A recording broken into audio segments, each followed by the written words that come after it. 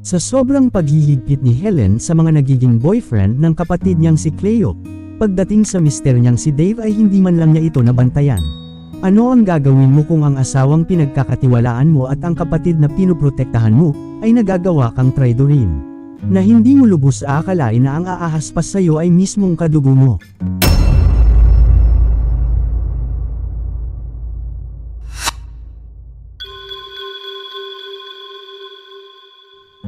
Hindi na maibsan ang galit ni Helen matapos mabalita ang kasama na naman ng kanyang kapatid na si Cleo ang nobyo nitong nulong sa bisyo.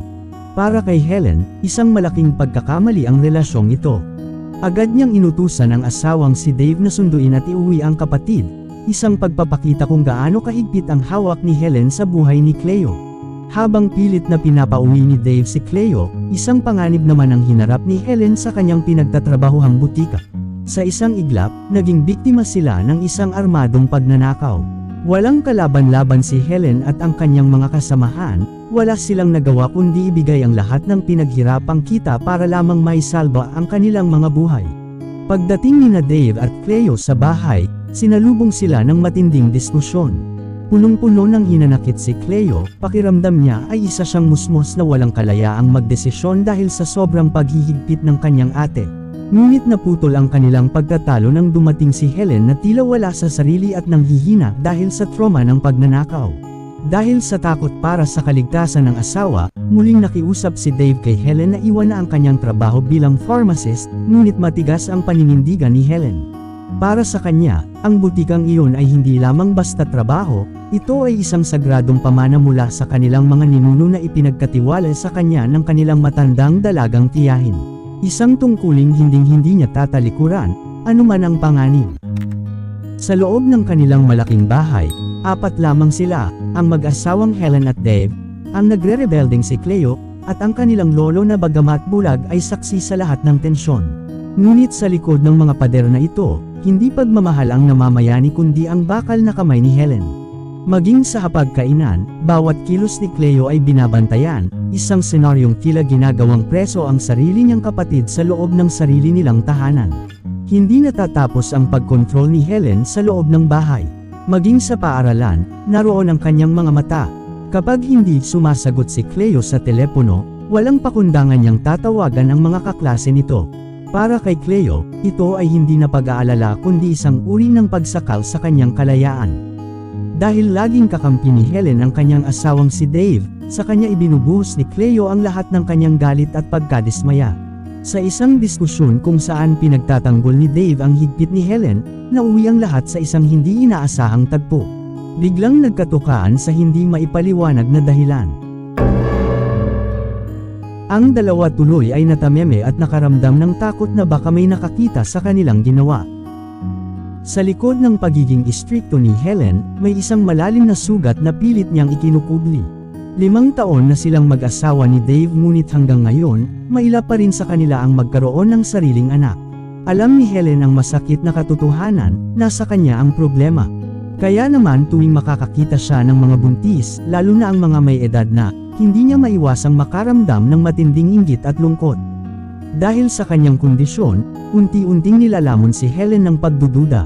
Hindi tuloy niya maiwasang magtanong kay Dave kung kontento pa rin ba ito sa kanya.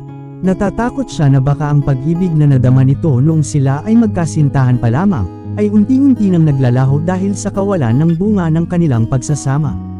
Lahat ay sinusubukang gawin ni Helen para mapaligaya ang mister, pambawi sa pagkukulang na hindi naman niya ginusto.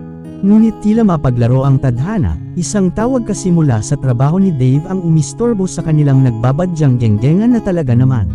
Bagamat masakit at nakakainis, wala nang nagawa si Helen kundi intindihin ang sitwasyon, habang ang distansya sa pagitan nilang mag-asawa ay tila lalong lumalawak.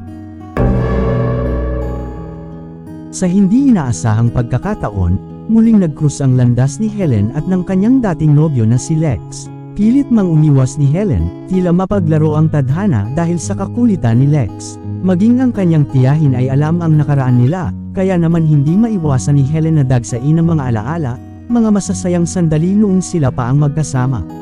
Habang si Helen ay pilit na nilalabanan ng alaala ng nakaraan, sina Dave at Cleo naman ay lunod sa katahimikan sa loob ng kanilang tahanan. Sa tuwing magkakasalubong ang kanilang mga mata, ramdam ang matinding pagtitimpi. Ang halik na hindi dapat nangyari ay tila isang multo na sumusunod sa kanila, mahirap kalimutan at lalong mahirap takasan. Hindi tuloy naging masaya si Cleo sa dinaluhang niyang birthday party dahil puro gulo at kaba ang laman ng kanyang isipan. Sa huli, isa lang ang tinawagan niya para magpasundo, ang kanyang bayaw na si Dave. At si Dave naman, tila kanina pa naghihintay, dahil mabilis pa sa alas 4 na pinuntahan ang dalaga. Sa loob ng sasakyan, walang imikan. Katahimikan lang ang namamayani, pero ang mga pasimpleng titigan ay sapat na para sabihin may malalim na nararamdaman ang dalawa. Patuloy ang kanilang pagtitimpi, pilit na nilalabanan ang udyok ng damdamin. Anumang pagsisikap ni Helen, tila lalo lamang lumalayo ang loob ni Dave sa kanya. Kung noon ay trabaho ang hadlang, ngayon naman ay tuluyan ng tumamlay ang mataba at maugat-ugat niyang makahiya. Dahil sa pagod at kawalan ng gana ni Dave, hindi na napigilan ni Helen ang sumabog sa inis. Bago lumayas ng bahay kahit day off niya, binitawan niya ang isang salitang bumasag sa katahimikan. Hindi ako magtataka kung may ka-affair ka. Isang hinalang hindi niya alam na magkakatotoo sa loob mismo ng kanyang tahanan. Ilang sandali lang matapos makaalis ni Helen, ang katahimikang namamayani kina Dave at Cleo ay napalitan ng mapanganib na tensyon. Wala nang pag-aalinlangan, wala nang pagtitimpi. Pinuntahan ni Dave si Cleo at doon, sa gitna ng pag-aaral sa bawat galaw ng isa't isa, tuluyan na silang nilamon ng kanilang bawal na nararamdaman. Ang dating hinala ni Helen, ngayon ay naging isang masakit na katotohanan. Habang nagaganap ang pagtataksil sa kanyang tahanan, si Helen naman ay nagtungo kay Lex, ang lalaking akala niya ay makakapagpuno sa pagkukulang ni Dave. Ngunit sa huling sandali, sa gitna ng nagbabadyang pagkakasala, nagising si Helen sa katotohanan. Nanaig ang kanyang konsensya at pagmamahal sa asawa. Pinigilan niya ang sarili at tinalikuran ang malaking kasalanang muntik na niyang magawa. Ang masaklap sa lahat, habang pinipili ni Helen na maging tapat at bumalik sa kanyang pamilya, hindi niya alam na ang pamilyang pinuprotektahan niya ay wasak na pala sa likod ng kanyang kawalang alam. Nagpatuloy ang katraydoran nina Dave at Cleo. Gamit ang pagdadahilan sa trabaho, ay nagagawa nilang magsama ng ilang araw sa likod ni Helen. Ang masakit, habang si Helen ay abala sa pag-asang mabubuo pa rin ang kanilang pamilya at mabibiyayaan ng anak, ang asawa at ang sarili niyang kapatid ay unti-unti na siyang inuud sa kataksilan. Pagkatapos ng kanilang ilang araw na pagsasama, bumalik si Cleo na tila walang nangyari. Pinagsabihan pa siya ni Helen sa pag-aakalang galing lang ito sa barkada, hindi niya alam, ang ahas ay nasa loob na pala ng kanyang bahay. Sinubukan pa ni Helen na mag-ayos at maging kaakit-akit para kay Dave, ngunit paglingon niya, ay tinulugan na pala siya ng asawa. Ramdam na ni Helen na may something nang nangyayari sa kanyang asawa at hindi naman siya tanga upang hindi niya ito mapansin. Dito na nagsimulang mag-imbestiga si Helen. Sinimulan niya sa pag-amoy sa mga damit ni Dave, at doon ay kumpirmado, ang amoy ng pabangong pambabae ay hindi nagsisinungaling. Hinalugog niya ang mga gamit nito, ngunit isang pambabaeng ballpen lamang ang kanyang nakita. Habang hirap na hirap si Helen sa paghahanap ng ebidensya, sina Dave at Cleo ay muling nagpapakasasa sa kanilang bawal na relasyon. Ngunit hindi nagtagal ang lihim. Sa sumunod na araw, isang gamit ang tuluyang nagpasabog sa galit ni Helen, ang mga kapote na strawberry flavor pa. Sa tindi ng kanyang puot, hindi siya sumigaw o nagwala, sa halip, kumuha siya ng karayom at paisa-isang pinagtutusok ang mga ito. Dahil sa bigat ng dinadala, hindi na makapagtrabaho ng maayos si Helen sa butika. Salamat sa kanyang tiyahin na laging nariyan para siya ay pakalmahin. Pinatatag ni Helen ang kanyang loob, hindi niya muna ipinahahalata kay Dave ang kanyang mga natuklasan. Desidido siyang kilalanin muna ang babaeng ipinalit sa kanya bago siya gumawa ng hakbang. Muntik na naman siyang bumalik kay Lex para maghiganti, pero muli, nanaig ang kanyang prinsipyo at piniling manatiling tapat sa gitna ng kataksilan ng kanyang asawa. Dumating na ang araw na pinakakinakatakutan ni Cleo, ang pagbubunga ng kanyang mga maling desisyon. Tila binagsakan siya ng langit at lupa nang malaman niyang siya ay nagdadalang tao.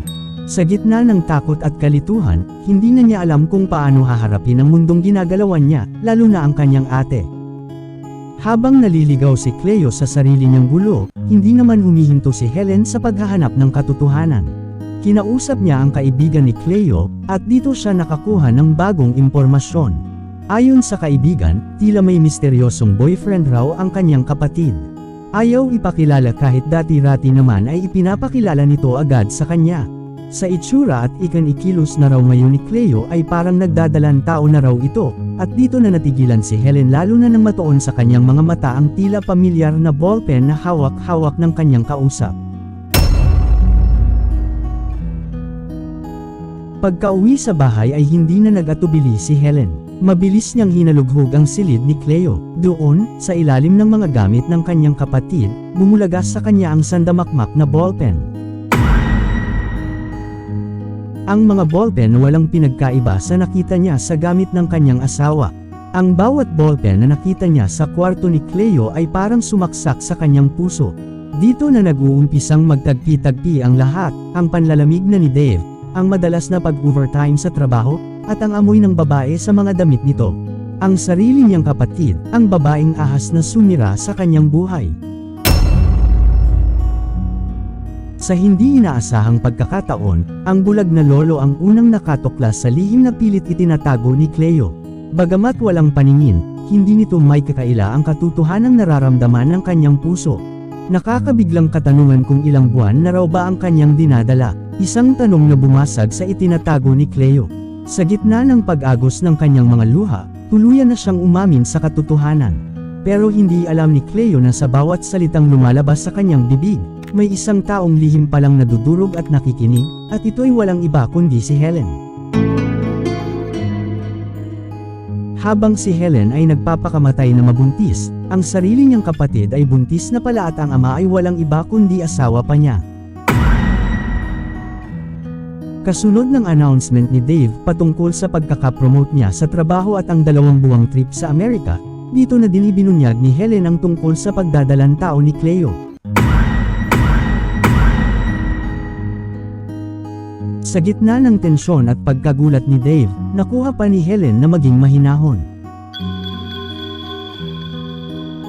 Tinanggap ni Helen ang kapatawaran ng kapatid at hindi na raw mahalaga sa kanya kung sino ang ama.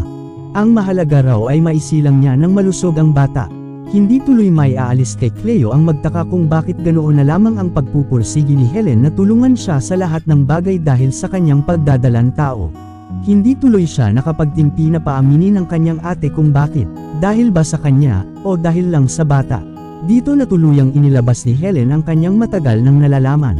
Wala raw sa kanilang mag-ina kundi para daw ito kay Dave. Sa isang pangungusap, nalaman ni Cleo ang katotohanan, matagal na palang alam ng kanyang ate ang lahat. Dahil sa sobrang kahihiyan, si Cleo ay walang pakundangang naglayas. Natunton naman siya ni Helen sa tulong ng mga kaibigan, pero bigo niyang maiuwi ang kapatid. Hindi raw sa lahat ng pagkakataon ay masusunod ang mga gusto ni Helen. Para kay Cleo, ang buhay niya ay naging isang hawla sa ilalim ng mga utos ni Helen. Tinawag niyang makasarili ang kanyang ate, hindi alam na ang bawat paghihigpit ni Helen ay hindi dahil sa kapangyarihan, kundi dahil sa matinding takot na maiwan at mawalan ng mga taong mahalaga sa kanya.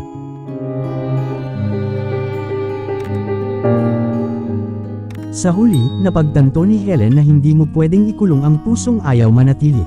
Buong puso niyang tinanggap ang masakit na katotohanan. Sa kabila ng tradoron, pinili ni Helen na pakawalan at palayain ang kanyang asawa at ang sariling kapatid. Isang masakit na sakripisyo, binaliwala ang sariling sugat at nararamdaman, para lamang bigyang daan ang mga pusong sa kabila ng lahat, ay tunay na nagmamahalan.